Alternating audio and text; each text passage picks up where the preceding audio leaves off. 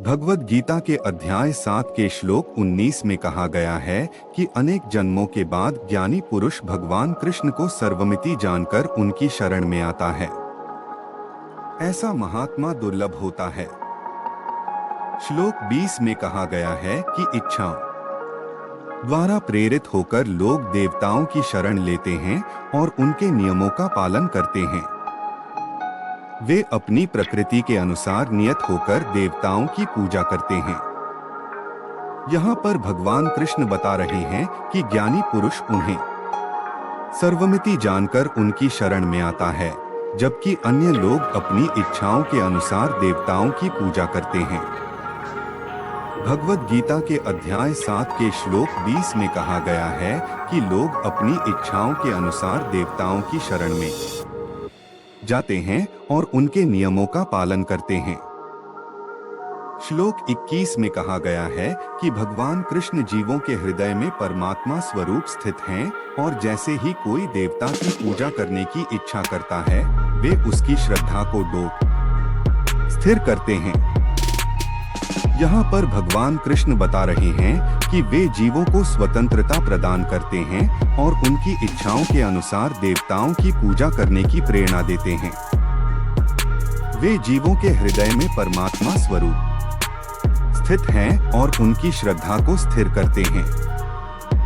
भगवद गीता के अध्याय 7 के श्लोक 22 में कहा गया है कि जीव अपनी श्रद्धा के अनुसार देवता की पूजा करता है और अपनी इच्छाओं की पूर्ति करता है, लेकिन वास्तव में ये लाभ भगवान कृष्ण द्वारा प्रदत्त होते हैं।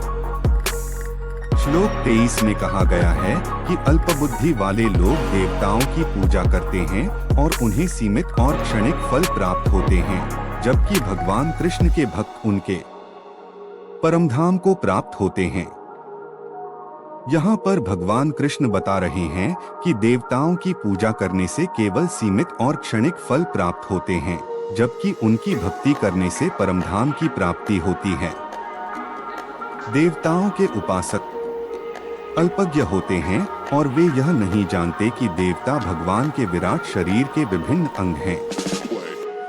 भगवद गीता के अध्याय 7 के श्लोक 24 में कहा गया है कि अल्पबुद्धि वाले लोग भगवान कृष्ण को निराकार मानते हैं और सोचते हैं कि उन्होंने साकार रूप धारण किया है, लेकिन वे उनकी अविनाशी और सर्वश्रेष्ठ प्रकृति को नहीं जानते।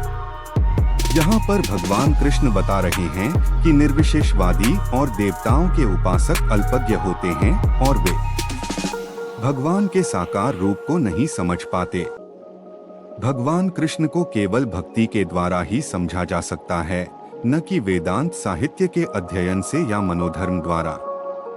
श्रीमद् भागवत में कहा गया है कि निर्विशेष ब्रह्मा से की परम अनुभूति प्रारंभ होती है, जो ऊपर उठती हुई अंतर्यामी परमात्मा तक जाती है, किंतु परम सत्य की अंतिम अवस्था तो भगवान है।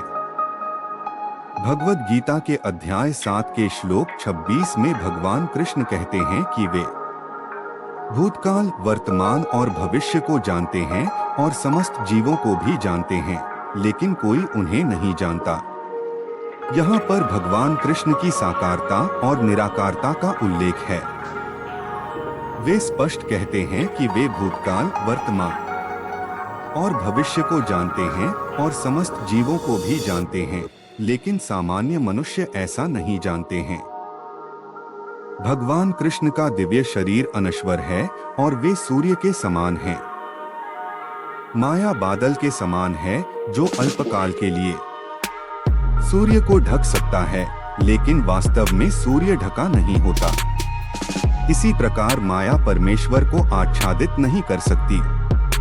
वे अपनी अंतरंगा शक्ति के कारण अल्पज्ञों को दृश्य नहीं होते। भगवद गीता के अध्याय 7 के श्लोक 27 में भगवान कृष्ण कहते हैं कि समस्त जीव जन्म लेकर इच्छा तथा घृणा से उत्पन्न द्वंद्वों से मोहग्रस्त होकर मोह को प्राप्त होते हैं। श्लोक 28 में भगवान कृष्ण कहते हैं कि जिन मनुष्यों ने पूर्व जन्मों में तथा इस जन्म में पुण्य कर्म किए हैं और जिनके पाप कर्मों का पूर्णतया उच्छेदन हो चुका होता है, वे मोह के द्वंद्वों से मुक्त हो जाते हैं और वे संकल्प पूर्वक मेरी सेवा में तत्पर होते हैं। श्लोक 29 में भगवान कृष्ण कहते हैं कि जो जरा तथा मृत्यु से मुक्ति पाने के लिए यत्नशील रहते हैं, वे बुद्धिमान व्यक्ति मेरी भक्ति की शरण ग्रहण करते हैं। वे वास्तव में ब्रह्मा हैं क्योंकि वे दिव्य कर्मों के विषय में पूरी तरह से जानते हैं। यहाँ पर भगवान कृष्ण की साकारता और निराकारता का उल्लेख है। वे स्पष्ट कहते हैं कि वे भूतकाल, वर्तमान और भविष्य को जानते हैं और समस्त जीवों को भी जानते हैं, लेकिन सामान्य मनुष्य ऐसा नहीं जानते हैं। भगवान कृष्ण का दिव्य शरीर अनश्वर है और वे सूर्य के समान हैं। माया बादल के समान है जो अल्पकाल के लिए सूर्य को ढक सकता है, लेकिन वास्तव में सूर्य ढका नहीं होता। इसी प्रकार माया परमेश्वर को आच्छादित नहीं कर सकती। वे अपनी अंतरंगा शक्ति के कारण अल्पज्ञों को दृश्य नहीं होते। भगवद गीता के 7वें अध्याय विज्ञान योग में भगवान कृष्ण ने अर्जुन को बताया है कि कैसे वह अपनी दिव्य सेवा में रत रहने वाले 4 प्रकार के अशुद्ध भक्तों को अपनी कृपा से पूर्णतया बनाते हैं और उन्हें परमेश्वर की संगति का लाभ उठाने का अवसर प्रदान करते हैं। इस अध्याय में भगवान कृष्ण ने यह भी बताया है कि कृष्ण भावना भावित देवताओं के उपासक कभी भी भगवत धाम नहीं पहुंच पाते हैं और अल्पस ब्रह्मभूत व्यक्ति भी कृष्ण के परम धाम गोलोक वृंदावन को प्राप्त नहीं कर पाते हैं। केवल ऐसे व्यक्ति जो कृष्ण भावनामृत में कर्म करते हैं, माम आश्रित्य, वे ही ग्रह कहलाने के अधिकारी होते हैं, क्योंकि वे सचमुच ही कृष्ण धाम पहुंचने के लिए प्रयत्नशील रहते हैं। भगवान कृष्ण ने यह भी कहा है कि जो लोग भगवान के अर्चा स्वरूप की पूजा करने में लगे रहते हैं या भवबंधन से मुक्ति पाने के लिए निरंतर भगवान का ध्यान करते हैं, वे भी ब्रह्मा अधिभूत आदि के तात्पर्य को समझते हैं।